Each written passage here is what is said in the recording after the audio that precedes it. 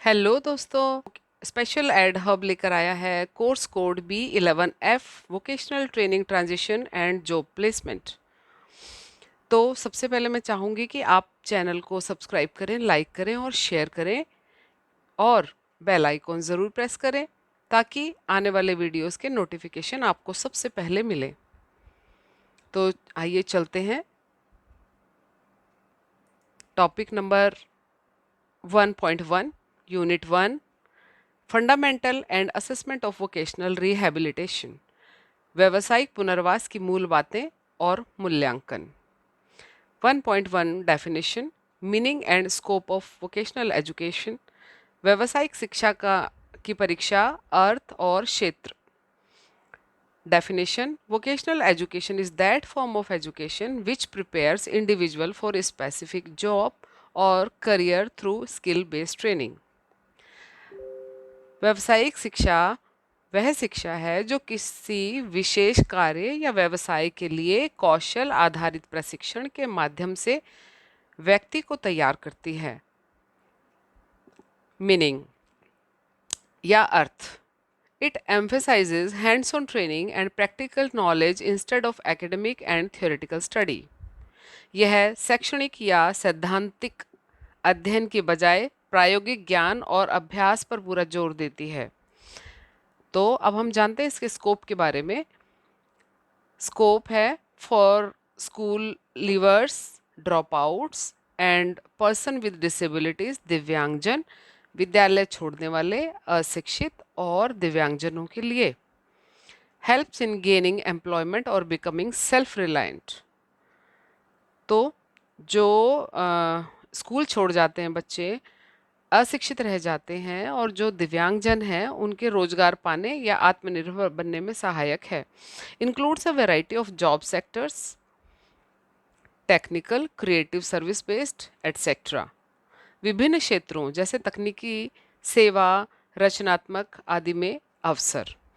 For example, training in tailoring, mobile repairing, banking, gardening, computer operations वगैरह ऐसे skill हैं जिसमें वोकेशनल ट्रेनिंग दी जा सकती है और बहुत अच्छे से ये लोग अपना जीवन यापन कर सकते हैं।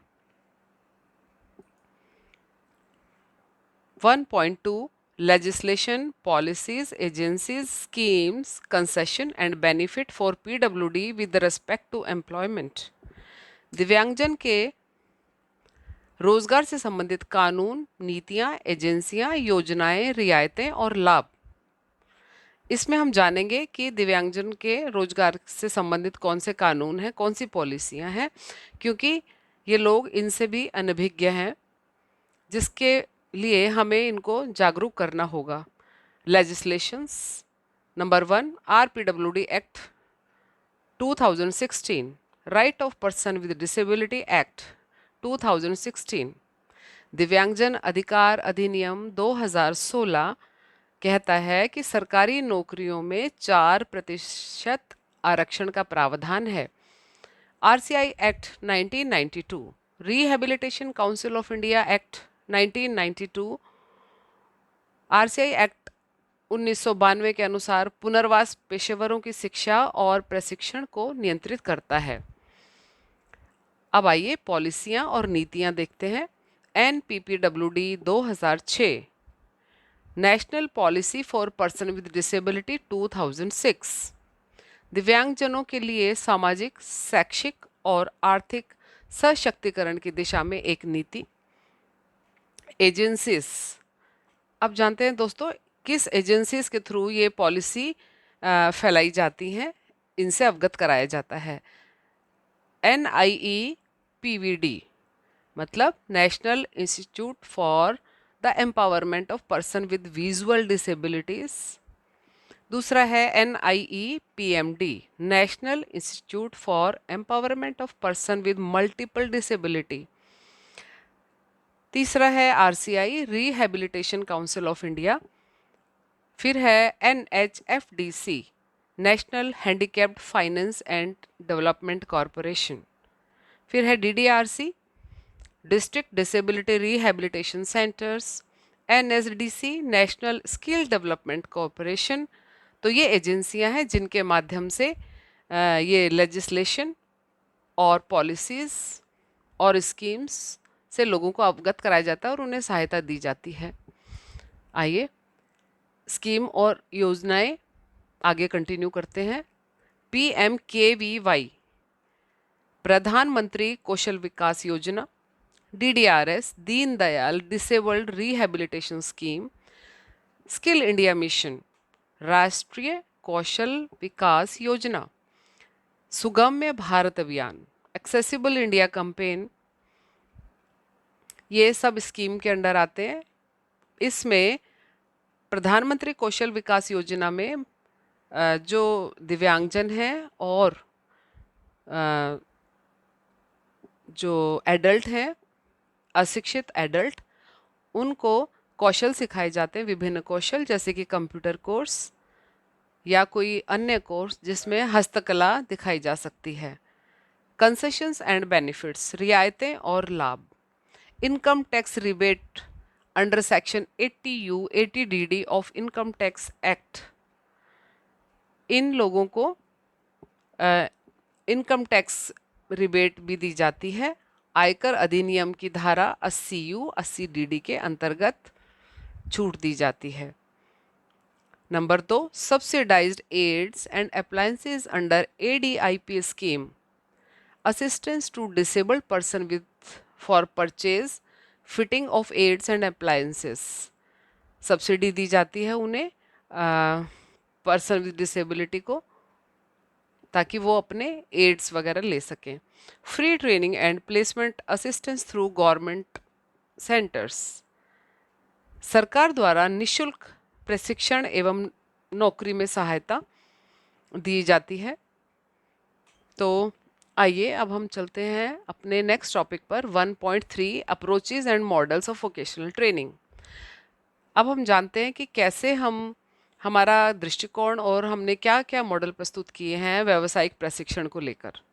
अप्रोचेस ऑब्लिक दृष्टिकोण, individual centred approach, tailor training as per individual need, व्यक्ति की क्षमता और रुचि के अनुसार उसको प्रशिक्षण दिया जाता है। जैसे किसी व्यक्ति की रुचि है आर्ट एंड क्राफ्ट में, उसको उसी के अनुसार ट्रेनिंग दी जाएगी।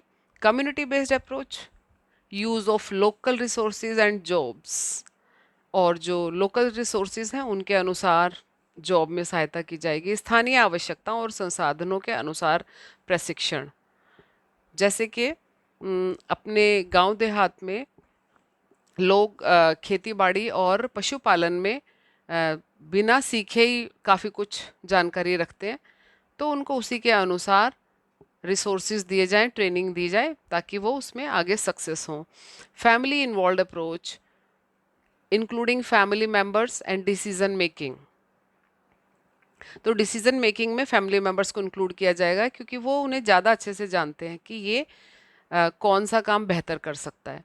प्रशिक्षण एवं योजना में परिवार की भागीदारी क्या होगी, ये भी देखा जाएगा, ये वाला भी एक दृष्टिकोण हम रखेंगे। फिर मॉडल्स हैं, sheltered workshop model, structured and supervised environment, for example candle making unit for person with intellectual disability, तो एक बहुत आसान सा काम है कैंडल मेकिंग, तो वो यूनिट लगाने में उसकी हेल्प की जाएगी ताकि वो एटलीस्ट इतना काम कर पाए।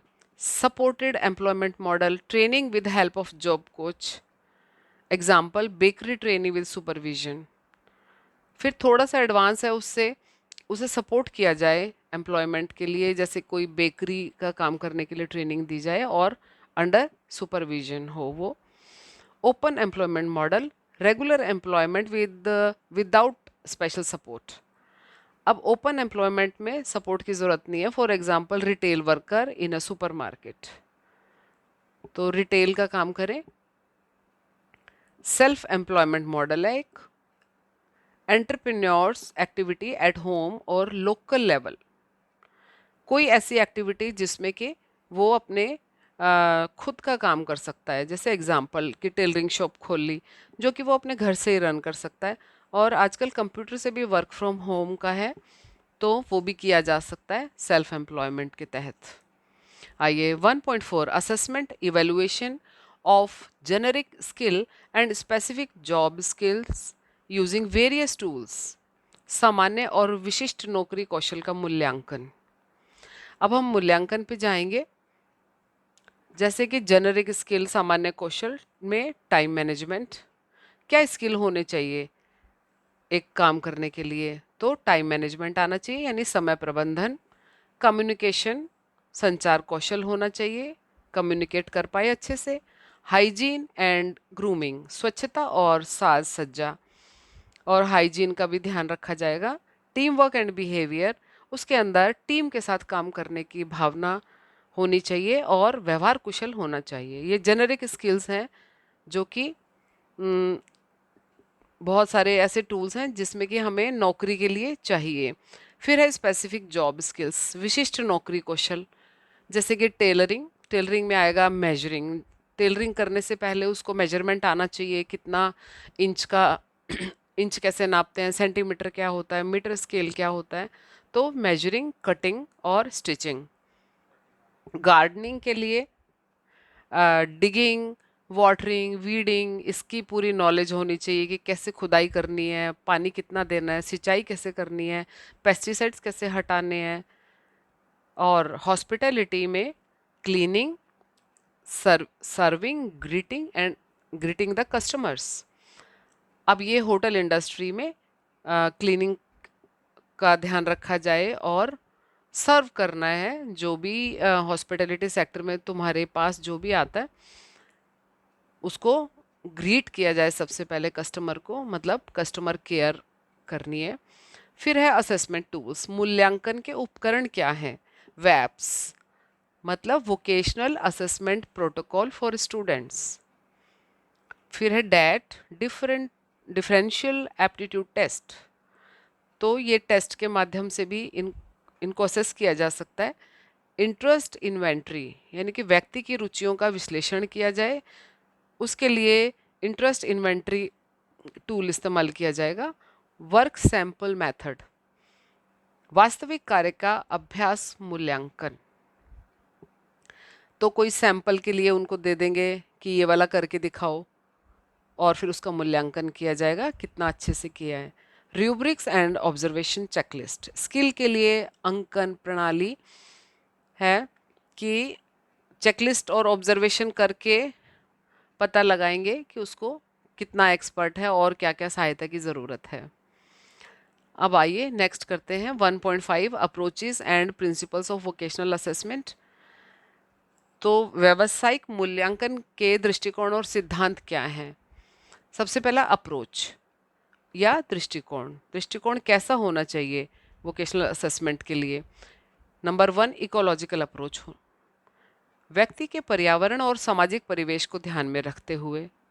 ऐसा नहीं है कि इंसान जहाँ को बिलोंग करता है वहाँ पर वो काम उसने कभी देखा ही ना हो, तो इकोलॉजिकल अप्रोच में आएगा कि वो उसका जो सामाजिक परिवेश था, जिस पर्यावरण में वो रहता था, बेटर है कि उसको वही काम उसी में उसका मूल्यांकन किया जाए। होलिस्टिक अप्रोच, संपूर्ण विकास को देखने वाला मूल्यांकन।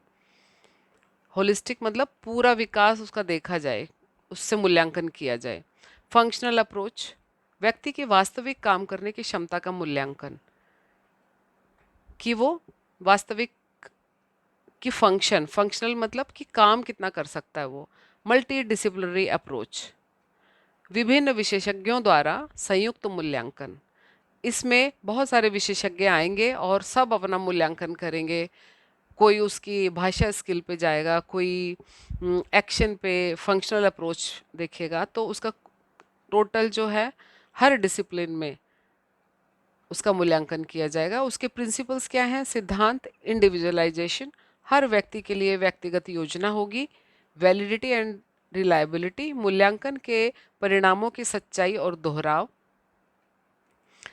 कि वैलिड होना चाहिए, रिलायबल होना चाहिए। फिर रेलेवेंस, मूल्यांकन का नौकरी से संबंधित होना, मतलब जिस टाइप की नौकरी उसको करनी है उसी टाइप से उसका मूल्यांकन होना चाहिए। कल्चरल एप्रोप्रिएटनेस, सामाजिक सांस्कृतिक उपयुक्तता का ध्यान रखा जाए कि वो उसके सामाजिक सांस्कृतिक जैसा उसका बैकग्राउंड है उसी टाइप से होना चाहिए मूल्यांकन। उदाहरण के लिए, इफ अ दिव्यांग candidate is interested in horticulture, assessment should cover physical endurance, interest in nature, following steps of planning and social interaction in the team। तो अगर उस दिव्यांग बच्चे का इंटरेस्ट है कि वो हॉर्टिकल्चर करे, तो देखा जाए कि उसका जो फिजिकल स्टेमिना कितना है, उसका इंटरेस्ट नेचर के प्रति कितना इंटरेस्ट है।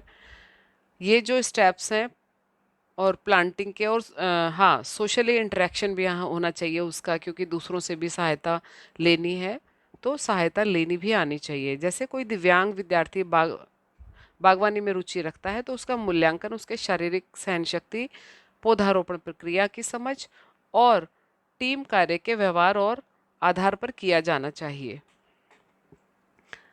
तो दोस्तों, अब ये इसके साथ हमारी यूनिट ख़त्म होती है और मेरी आपसे रिक्वेस्ट है कि चैनल को सब्सक्राइब करें, लाइक करें, शेयर करें और प्लीज़ कमेंट करके ज़रूर बताएं कि हमें इसमें और क्या ऐड करना होगा, ताकि अगली वीडियो का एक मॉडिफाइड रूप आपको मिल सके। चलिए आइए अब हम शुरू करते हैं unit 2। Unit 2, vocational transition and curriculum planning, व्यावसायिक ट्रांजिशन पाठ्यक्रम योजना। कि वोकेशनल ट्रांजिशन जब होगा तो उसके लिए क्यूरिकुलम क्या होना चाहिए, उसकी प्लानिंग कैसे होगी। तो यूनिट 2 में हमारा vocational transition and curriculum planning होगा। नंबर 2.1 पर है concept, meaning, importance of transition. क्या इम्पॉर्टेंस है, क्या कॉन्सेप्ट है, क्या मीनिंग है। वोकेशनल ट्रांजिशन के मॉडल्स हम पढ़ेंगे इसमें, और transitional planning at pre vocational and post vocational level. Pre vocational पे क्या करना है, पोस्ट वोकेशनल पे क्या करना है। फिर development of individualised vocational transition plan, IVTP का डिस्कशन करेंगे। फिर डेवलपमेंट ऑफ वोकेशनल क्यूरिकुलम, उसके बाद वोकेशनल क्यूरिकुलम क्या होगा उस पर डिस्कशन होगा इस यूनिट में। तो आइए चलते हैं 2.1 topic, concept, meaning and importance of transition. तो कॉन्सेप्ट इसकी ये है, vocational transition is the bridge between academic learning and adult responsibilities. It helps PWDs move from protected educational setting to the inclusive workplace। तो concept इसकी ये है कि व्यावसायिक संक्रमण एकेडमिक शिक्षा और व्यावसायिक जिम्मेदारियों के बीच का जो सेतु है, यही दिव्यांगजनों को सुरक्षित विद्यालयी वातावरण से समावेशी कार्यस्थलों की ओर लेकर जाती है।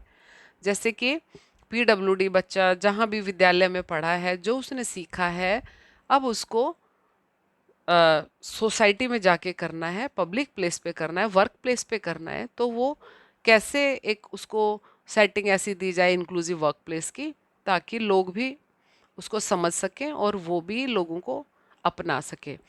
Meaning, transition means a planned set of activities and strategies that prepare the individual for post school life। तो ट्रांजिशन का मतलब है कि एक ऐसा सेट एक्टिविटीज का और ऐसी स्ट्रेटजीज जो किसी को भी स्कूल के बाद की लाइफ में आसानी से एडजस्ट करने के बारे में रूल और नियम और स्किल सिखा सके। It includes career guidance, skill training and life planning.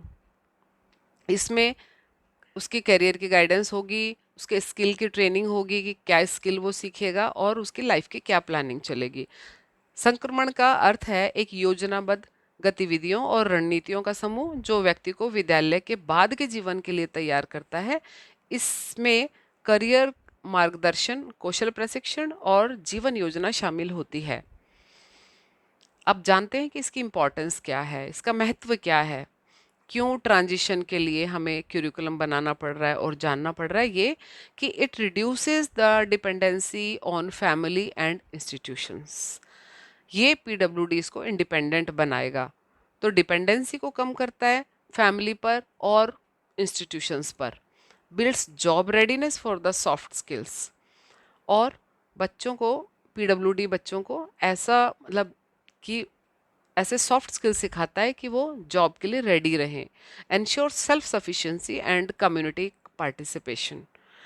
और सेल्फ सफिशिएंट तो वो होने ही चाहिए और कम्युनिटी में भी पार्टिसिपेट कर सकें।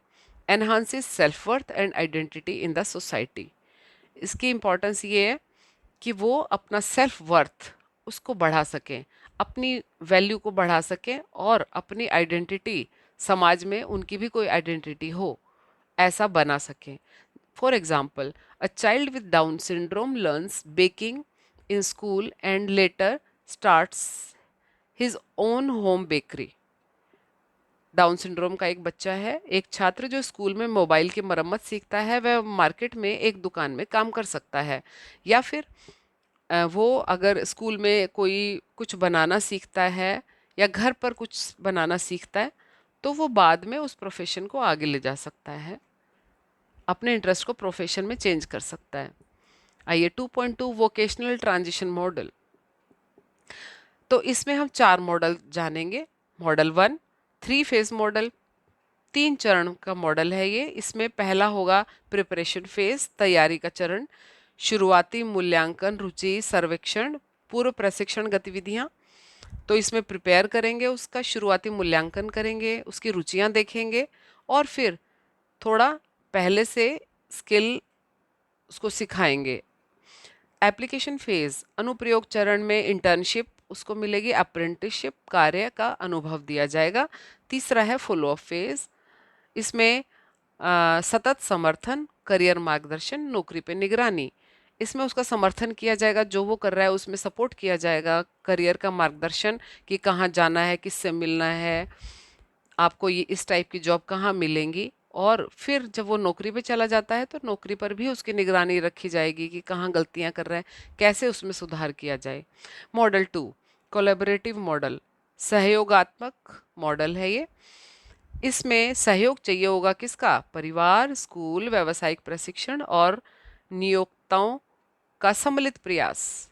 उसके लिए योजना बनाना, परिवार, स्कूल और वो क्या करेंगे, प्रशिक्षक उसके लिए योजना बनवाने में सहायता करेंगे। कार्यान्वयन और मूल्यांकन मिलकर किया जाता है। मॉडल 3 पर्सन सेंटर्ड मॉडल, व्यक्ति केंद्रित मॉडल है। छात्र की व्यक्तिगत पसंद देखी जाएगी, शक्ति और समर्थन को प्राथमिकता दी जाएगी, विशेष आवश्यकताओं के अनुसार प्रशिक्षण और सहायता दी जाएगी। मॉडल नंबर 4 है इकोलॉजिकल मॉडल, यानी कि पारिस्थितिक मॉडल, सामाजिक, सांस्कृतिक, आर्थिक कारकों को ध्यान में रखते हुए ट्रांजिशन की योजना बनाई जाएगी। उदाहरण जैसे कि ग्रामीण पृष्ठभूमि से आने वाले छात्रों के लिए कृषि आधारित प्रशिक्षण देना ताकि वो आसानी से अडेप्ट कर ले उस चीज़ को। अब आइए 2.3 transitional planning at pre vocational and post vocational level. अब प्लानिंग कैसे की जाएगी? वोकेशन कोई भी जॉब करने से पहले और करने के बाद। प्री वोकेशनल ट्रेनिंग में होगा पूर्व व्यावसायिक योजना, फंक्शनल एकेडमिक्स, गणित, भाषा, मुद्रा की समझ। तो फंक्शनल में आएगा उसको जोड़ घटा गुणा भाग और कैलकुलेशन छोटी मोटी सब आनी चाहिए, और कम्युनिकेशन स्किल बेसिक, भाषा आनी चाहिए और करेंसी की समझ होनी चाहिए, मुद्रा कि रुपया क्या होता है, पैसा क्या होता है, ये आना चाहिए प्री वोकेशनल में। डेली लिविंग स्किल्स होनी चाहिए उसमें, उसे खाना बनाना, कपड़े पहनना, सफाई का ध्यान रखना, ये सब आना चाहिए। सोशल एंड कम्युनिकेशन स्किल, उसे नम्रता से बात करना आना चाहिए और मदद मांगना आना चाहिए। वर्क प्लेस एटिकेट्स में उसको समय पे पहुंचना है और बॉस से निर्देश लेने हैं कि आज मुझे क्या करना होगा, कैसे करना होगा। ये तो था प्री वोकेशनल प्लानिंग। अब आइए पोस्ट वोकेशनल प्लानिंग, यानी कि पश्च व्यावसायिक योजना, जॉब स्पेसिफिक स्किल ट्रेनिंग, जैसे टाइपिंग, सिलाई, खाना पकाना, ये सब हैं जॉब स्पेसिफिक। ट्रैवल स्किल्स ये बाद में आने चाहिए क्योंकि उसको अपने स्किल से संबंधित कहीं भी जाना पड़ सकता है, मार्केट जाएगा और एक जगह से दूसरी जगह जाना पड़ेगा, तो उसमें ट्रैवल स्किल्स होने चाहिए, बस, ट्रेन, साइकिल से कार्यस्थल तक वो चला जाए इंडिपेंडेंटली। फिर इंडिपेंडेंट लिविंग में, जैसे कि अब जब बाहर जाएगा थोड़ा अर्निंग होगी तो उसके पास एक बैंक अकाउंट होना चाहिए, तो उसे खाता खोलना आना चाहिए, मोबाइल चलाना आना चाहिए। ये है इंडिपेंडेंट लिविंग के स्किल्स। फिर सेल्फ एडवोकेसी। ऐसा नहीं है कि उसको कोई परेशान करे या कुछ बोल दे, उसे अपने अधिकारों के लिए और अपने लिए, अपने सेल्फ रिस्पेक्ट के लिए एडवोकेसी आनी चाहिए, अपने अधिकारों की जानकारी होनी चाहिए और उन्हें पाने की क्षमता होनी चाहिए। फॉर एग्जाम्पल, पूर्व योजना में एक छात्र को कंप्यूटर सिखाया गया, पश्च योजना में उसे साइबर कैफे में काम करने का प्रशिक्षण मिला। कंप्यूटर आता होगा वो एक अलग स्किल है, और बाद में उसे साइबर कैफे में काम करवाने के लिए प्रशिक्षण दिया जाएगा, ट्रेनिंग दी जाएगी। आइए 2.4, development of individualised vocational transition plan, IVTP। IVTP क्या है? It is a customized roadmap that outlines the steps of a student will take to achieve vocational independence। तो इसमें वो एक प्लानिंग है जो उसके लिए की जाएगी स्टूडेंट के लिए, ताकि वो अपना वोकेशनली इंडिपेंडेंट हो जाए, अपनी अर्निंग खुद करने में समर्थ हो। IVTP एक व्यक्तिगत रोड मैप है जो ये दर्शाता है कि एक छात्र किस प्रकार से व्यवहारिक आत्मनिर्भरता प्राप्त करेगा। तो इसके कंपोनेंट क्या क्या हैं?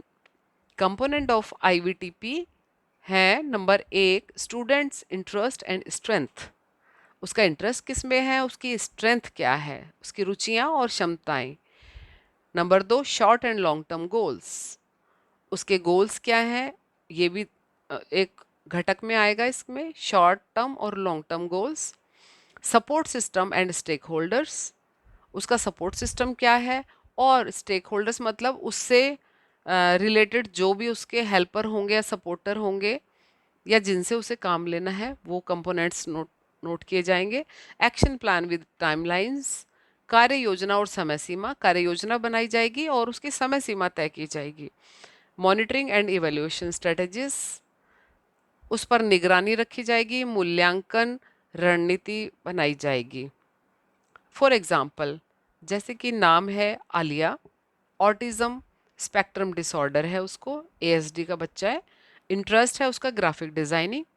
तो IVTP में क्या होगा, skill training in Corel Draw, फिर उसको इंटर्नशिप इन प्रिंटिंग शॉप, फिर फ्रीलांस के लिए, फ्रीलांस डिजाइनिंग के लिए उसको कार्य दिलवाया जाएगा, फिर support from the assistive software, फिर उसे सपोर्ट दिया जाएगा। तो ये रहेगी IVTP की के कंपोनेंट्स। अब नेक्स्ट हम करते हैं 2.5, डेवलपमेंट ऑफ वोकेशनल क्यूरिकुलम। अब ये सब काम करने के लिए एक क्यूरिकुलम होना चाहिए हमारे पास कि कैसे उसको प्री वोकेशनल, पोस्ट वोकेशनल में ट्रांजिशन देना है। तो वोकेशनल क्यूरिकुलम के लिए मीनिंग क्या है? Vocational curriculum is a structured programme that includes academic, functional and job related component to prepare student for employment. यानी कि एक व्यावसायिक पाठ्यक्रम ऐसा होगा जो एक संगठित योजना होगी जिसमें शैक्षणिक, कार्यात्मक और नौकरी संबंधी घटक होते हैं जो छात्रों को रोजगार के लिए तैयार करते हैं। करेक्टरिस्टिक्स, विशेषताएं क्या होंगी? एक तो लर्नर सेंटर्ड एंड एडेप्टिव होना चाहिए, मॉड्यूलर एंड कॉम्पिटेंसी बेस्ड होना चाहिए, practical hands on training, industry relevant and current. Curriculum areas, पाठ्यक्रम के क्षेत्र क्या क्या होंगे? फंक्शनल एकेडमिक्स यानी कि पैसे का हिसाब किताब, समय को पहचानना, पढ़ने पढ़ना। फिर है ट्रेड स्किल्स, ट्रेड में आएगा सिलाई, बढ़ईगिरी या रसोई का कोई काम या फिर बेकरी, कंप्यूटर, ये सब आना चाहिए। फिर है एम्प्लॉयबिलिटी स्किल्स, टीम में कैसे काम करते हैं, समय का प्रबंधन कैसे किया जाता है, ये क्यूरिकुलम में ऐड होगा। फिर लाइफ स्किल्स जैसे बैंकिंग, संचार, सफ़र कैसे करना है, ट्रैवल कैसे करना है, ये सब लाइफ स्किल्स क्यूरिकुलम में ऐड की जाएंगी। Steps in curriculum development. तो स्टेप्स क्या होंगे? Number 1, identify needs of target learners. तो इंडिविजुअलाइज्ड में हर बच्चे का अलग जो होंगी वो अलग लर्नर होगा, उसे अलग नीड्स होंगी सबकी। तो आइडेंटिफाई करने हैं उसकी नीड्स। फिर है set learning outcomes and competencies, तो उसकी जो लर्निंग आउटकम है, जो कॉम्पिटेंसी, जो स्किल उसे आनी चाहिए वो देखेंगे। और फिर वो सिखाने के बाद उसकी लर्निंग आउटकम्स क्या हुई वो चेक की जाएंगी। फिर develop modular content and material, और फिर उसी के अकॉर्डिंगली मटेरियल और कंटेंट डेवलप किया जाएगा। Pilot test and revise based on feedback, फिर पायलट टेस्ट कंडक्ट किया जाएगा, जो फीडबैक आएगी, जो कमियां होंगी, उसके बाद फिर से क्यूरिकुलम को सेट किया जाएगा। Assess outcomes and ensure job linkage, कि जो भी आउटकम होंगे सीखने के बाद वो उसको जॉब दिला सके। For example, bakery curriculum includes, bakery का जो भी क्यूरिकुलम होगा उसमें इंग्रेडिएंट्स की नॉलेज होनी चाहिए, हाइजीन प्रैक्टिस होनी चाहिए, कोई सामान सड़े ना, और उसका प्रॉपर उसकी देखभाल आनी चाहिए, ओवन का ऑपरेशन आना चाहिए। फिर जब सामान बन जाए उसकी पैकेजिंग कैसे होनी है, और फिर उसको सेल कैसे करना है, तो सेलिंग आनी चाहिए।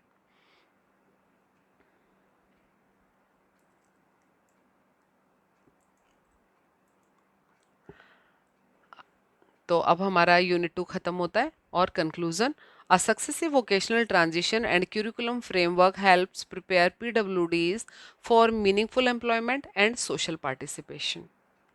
An individualized, skill oriented and inclusive approach empower learner to thrive independently. व्यावसायिक ट्रांजिशन और पाठ्यक्रम की मजबूत योजना दिव्यांगजनों को आत्मनिर्भरता और समाज में भागीदारी के लिए तैयार करती है। एक व्यक्ति कौशल आधारित और समावेशी दृष्टिकोण उन्हें स्वतंत्र रूप से जीने में समर्थ बनाता है। तो दोस्तों, इसी के साथ हमारी यूनिट 2 खत्म। अब आइए चलते हैं यूनिट 3 की तरफ। Process of vocational rehabilitation and placement, यानी व्यावसायिक पुनर्वास और प्लेसमेंट की प्रक्रिया, कि कैसे उसको वोकेशन तक लेकर जाना है, व्यवसाय तक, और फिर उसकी प्लेसमेंट कहाँ होगी, किसके माध्यम से होगी। प्लेसमेंट पर आ गए, थर्ड पार्ट। तो अब पढ़ते हैं टाइप ऑफ एम्प्लॉयमेंट सेटिंग्स। तो कैसे एम्प्लॉयमेंट की सेटिंग्स कैसे होनी चाहिए। तो सबसे पहले है ओपन एम्प्लॉयमेंट, खुला रोजगार। PWD person work in regular job setting with or without minor adjustment। दिव्यांगजन सामान्य कार्यस्थलों पर बिना किसी विशेष सहायता के काम करते हैं। ओपन एम्प्लॉयमेंट में एग्जाम्पल है प्राइवेट कंपनीज, बैंक्स, रेस्टोरेंट्स। निजी कंपनियां, बैंक, रेस्टोरेंट आदि में कहीं भी वो जॉब कर सकता है। सपोर्टेड एम्प्लॉयमेंट, दूसरा है सपोर्टेड एम्प्लॉयमेंट, सहायक रोजगार। PWD work with assistance from job coaches, mentors और असिस्टिव टेक्नोलॉजीज, जहां दिव्यांगजन को कार्यस्थल पर सहायक उपलब्ध कराया जाता है। ये दूसरी कैटेगरी है, इसमें उसको सपोर्ट चाहिए। एग्जाम्पल जैसे कि a person with disability gets a guide helper in a supermarket. Supermarket में दिव्यांगजन को एक मार्गदर्शक दिया जाता है। तीसरा है शेल्टर्ड एम्प्लॉयमेंट, संरक्षित रोजगार, यानी specially organise settings design for person with high support needs. इसमें और ज़्यादा सपोर्ट चाहिए, दूसरे पॉइंट में जो हमने किया था उससे ज़्यादा। ऐसे केंद्र जहां उच्च समर्थन आवश्यकताओं वाले दिव्यांगजन कार्य करते हैं। फॉर एग्जाम्पल, उदाहरण candle making unit, envelope manufacturing centres, मोमबत्ती निर्माण केंद्र, लिफाफा बनाना आदि वाले एम्प्लॉयमेंट। फिर लास्ट फोर्थ है सेल्फ एम्प्लॉयमेंट, स्वरोजगार। इसमें PWD run their own small business और आर सेल्फ रिलायंट। दिव्यांगजन स्वयं को छोटा व्यवसाय चलाते हैं। और एग्जाम्पल है, उदाहरण mobile repair shop, tailoring work, दर्जी का काम, नाई का काम इत्यादि। फिर है होम बेस्ड एम्प्लॉयमेंट, इसमें घर आधारित रोजगार, जैसे कि घर में जो काम होते हैं, जैसे लंच टिफिन पैक करना या अचार बनाना, या फिर घर से कोई कंप्यूटर पे वर्क फ्रॉम होम वगैरह करना, ये सब होम बेस्ड एम्प्लॉयमेंट है। तो PWD work from their home environment, जहाँ वो घर से ही कार्य करते हैं, उसे सेल्फ एम्प्लॉयमेंट में आता है। For example, making a jute bag, preparing homemade food products, घरेलू खाद्य तैयार करना, या घर से ही कोई टेलरिंग का काम, स्टिचिंग वगैरह करके ऑनलाइन मार्केट में सप्लाई करना या वेंडर्स को देना। फिर आगे है 3.2 process of job placement and creation of need based employment settings. तो जॉब, इसका प्रोसेस क्या होता है, नौकरी दिलाने की क्या प्रक्रिया और आवश्यकता होती है। आवश्यकता आधारित रोजगार व्यवस्था का निर्माण करना कैसे करते हैं। स्टेप्स इन जॉब प्लेसमेंट, नौकरी दिलाने के चरण क्या है। Number 1, vocational assessment to identify interest and skill of individual. तो पहले तो देखा जाएगा कि उसके क्या इंटरेस्ट हैं, उसके स्किल्स क्या हैं, व्यक्ति की रुचियां और क्षमताओं की जांच की जाएगी। फिर है जॉब मैचिंग, फिर जो उसकी क्षमताएं हैं, स्किल्स हैं, उसके अनुसार उसको selecting a suitable job based on the abilities, व्यक्ति की क्षमताओं के अनुसार कार्य चुना जाएगा। नंबर 3, जॉब ट्रायल्स और इंटर्नशिप, कार्य परीक्षण या इंटर्नशिप उसको दी जाएगी, गेनिंग वर्क एक्सपीरियंस, और मतलब कि वो काम का अनुभव प्राप्त करेगा। Final placement, getting permanent job placement, फिर सब टेस्ट करने के बाद और एक्सपीरियंस होने के बाद उसको परमानेंट कर दिया जाएगा। फिर है फॉलोअप सपोर्ट, फॉलोअप सपोर्ट में उसको जॉब रिटेन करने के लिए सपोर्ट किया जाएगा, नौकरी में बने रहने के हेतु समर्थन दिया जाएगा। फिर है creation of need based employment settings. Need based में क्या आएगा, एनवायरनमेंट मॉडिफिकेशन, पर्यावरण में बदलाव होगा, जैसे कि बिल्डिंग्स हैं जहाँ वो नहीं जा सकता, तो उसके लिए रैंप, लिफ्ट और क्वाइट वर्क प्लेसेस होंगे। ये सब उसका एनवायरनमेंट मॉडिफाई होना चाहिए। फ्लेक्सिबल वर्क आवर्स, और वर्क आवर्स में पार्ट टाइम या शिफ्ट बेस्ड जॉब्स, तो उसमें वो किसी भी शिफ्ट में करना चाहे तो काम कर सकता है, एक कोई टाइम की पाबंदी नहीं होगी। जैसे आधे समय की नौकरी, पार्ट टाइम जॉब भी कर सकता है, फुल टाइम अपनी फिजिकल या उसके नीड्स के हिसाब से। मॉडिफाइड टास्क, कार्य अनुकूलन, मॉडिफाइड में जैसे कि सीटेड वर्क है या रिपीटेटेड लाइट ड्यूटी टास्क है, रिपीटेटिव, जैसे बैठकर किया जा सकने वाला कार्य है, तो वो ज़्यादा टाइम नहीं खड़ा हो सकता या ज़्यादा टाइम नहीं कर सकता, तो उसके लिए मॉडिफाइड टास्क होने चाहिए कि उसकी सुविधा के अनुसार होना चाहिए ताकि वो कर सके। एग्जाम्पल, जैसे कि if a person disability has a problem with loud noise, they are placed in a quiet department. यदि किसी दिव्यांग कर्मचारी को तेज आवाज से समस्या है, तो उसे ऐसे विभाग में तैनात किया जाता है जहां पे शांति हो। अब आइए 3.3, adaptation, accommodation and safety skills and first aid. अनुकूलन, विशेष व्यवस्था, सुरक्षा कौशल और प्राथमिक उपचार। तो एडेप्टेशन में आएगा modifying the work place to meet the need of PWDs, work place को उनके हिसाब से अडेप्ट, मतलब उनके हिसाब से मॉडिफाई किया जाएगा ज़रूरत के अनुसार। एग्जाम्पल, जैसे कि ramps, braille signs, large keyboards होने चाहिए। Accommodation, giving extra time, clear instructions, seating options, तो उसको एक्स्ट्रा टाइम दिया जाएगा काम करने के लिए। कार्य को पुनः स्पष्टीकरण देना, और क्लियर इंस्ट्रक्शंस दी जाएंगी कि आज तुमने ये करना है और इसको इस तरीके से करना है। बैठकर कार्य की अनुमति उसको दी जाएगी, अगर कहीं खड़े होने वाला काम है तो। सेफ्टी स्किल्स, सेफ्टी स्किल्स में जैसे fire safety measures, safe handling of electrical items, आग लगने की स्थिति में सुरक्षा उपाय क्या होने चाहिए, और इलेक्ट्रिकल उपकरणों की का सुरक्षित प्रयोग उसको आना चाहिए। फॉर एग्जांपल, जैसे फायर एग्जिट कहाँ कहाँ पर है, वियरिंग हेलमेट्स, तो उस वक्त हेलमेट पहनना है। आपातकालीन स्थिति में बताया जाएगा, उसकी सुरक्षा के भी बंदोबस्त किए जाएंगे कि उसे कैसे जाना है और अपनी सेफ्टी के लिए क्या करना है। फिर है फर्स्ट एड, प्राथमिक उपचार उसका, using a first aid box for cuts, Burns, CPR, यानी कि चोट लगने पर फर्स्ट एड का बॉक्स होना चाहिए, उसे पट्टी बांधना और फर्स्ट एड का ट्रीटमेंट आना चाहिए। फॉर एग्जाम्पल, उदाहरण, training on using first aid before starting work, कार्य शुरू करने से पहले फायर ड्रिल और प्राथमिक उपचार की ट्रेनिंग उसको दी जानी चाहिए। अब है 3.4 self advocacy and self determination skill training, आत्म अधिकार और आत्मनिर्णय कौशल प्रशिक्षण। इसमें self advocacy, recognising and expressing one's need and right, उसे अपनी ज़रूरतों को पहचानना और अपनी ज़रूरतें व्यक्त करना आना चाहिए। For example, a disabled employee ask HR for a high chair, एक दिव्यांग कर्मचारी अपने एचआर से कहता है कि उसे एक ऊंची कुर्सी की आवश्यकता है, तो उसे ये बताना आना चाहिए कि उसे उसकी क्या आवश्यकता है ताकि वो अपने एम्प्लॉयमेंट को बेहतर तरीके से कर सके। सेल्फ डिटर्मिनेशन, आत्मनिर्णय, making personal life choices independently, अपने जीवन के निर्णय वो स्वयं लेना जानता हो।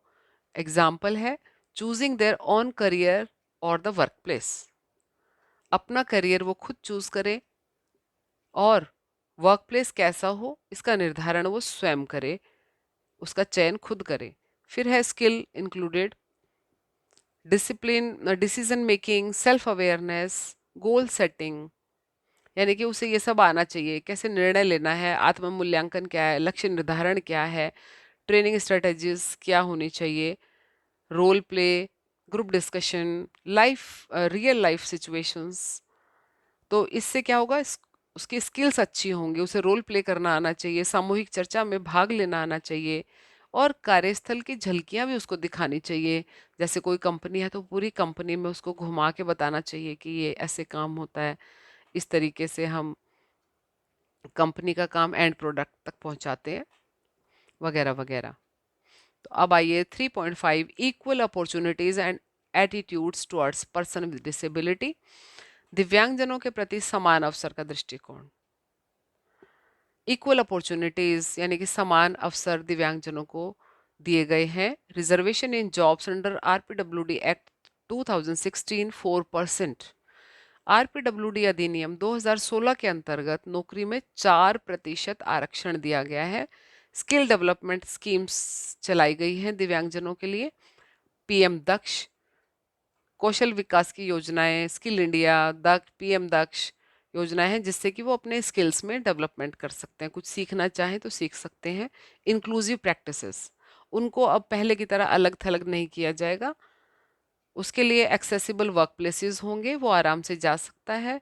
इक्वल पे होगी, उसकी सैलरी कम नहीं होनी चाहिए, प्रमोशंस होंगे उसके दूसरों की तरह, और पहुंच योग्य कार्यस्थल होना चाहिए, समान वेतन, पदोन्नति वगैरह सब उसको मिलना चाहिए एक नॉर्मल इंसान की तरह। Positive attitude, sensitization of the को वर्कर्स, हाँ, को वर्कर्स को भी बताना चाहिए, उन्हें भी सेंसिटाइज करने की ज़रूरत है। शोइंग सक्सेस स्टोरीज, और उनको उनके सक्सेस स्टोरी बताई जाए, जैसे कि हेलन केलर की, ऐसा नहीं है कि कोई ब्लाइंड बच्चा पढ़ नहीं सकता, तो सक्सेस स्टोरीज से उन्हें बताया जाए कि ये सब डिसेबिलिटी कोई बाधा नहीं है। सहकर्मियों में संवेदनशीलता फैलाएं, सफलता की कहानियां दिखाएं सुनाएं, नेगेटिव एटीट्यूड से दूर रहें, सिंपैथी, अंडर एस्टिमेटिंग एबिलिटीज, तो क्षमताओं को कम ना आंका जाए। इसका एग्जाम्पल है, एक a company conduct a workshop to train staff on inclusive behaviour, जैसे कि एक कंपनी अपने कर्मचारियों को समावेशी व्यवहार के लिए कार्यशाला में प्रशिक्षण देती है, तो यानी कंपनी के सभी कर्मचारियों को बुलाकर उनको इस चीज़ से अवगत कराया जाएगा और पीडब्ल्यूडीज के अधिकारों को, कि इन्हें इक्वल राइट्स हैं, इनको भी हमें मेन स्ट्रीम में शामिल करना है, इनके प्रति पॉजिटिव एटीट्यूड रखना है और सिंपैथी रखनी है, और इनकी एबिलिटीज़ को अंडर एस्टिमेट ना किया जाए, समान अधिकार और सम्मान के अधिकारी हैं। तो हमारी तीसरी यूनिट भी अब समाप्ति की ओर। कंक्लूजन ये है कि a successful vocational rehabilitation system promotes inclusion. Main बात यह है कि अब इनको इंक्लूड करना है, इनके अलग स्कूल नहीं होंगे, सबके साथ रहेंगे, सोसाइटी में सबके साथ काम करेंगे और मिलजुल कर रहना सीखना है, सिखाना है।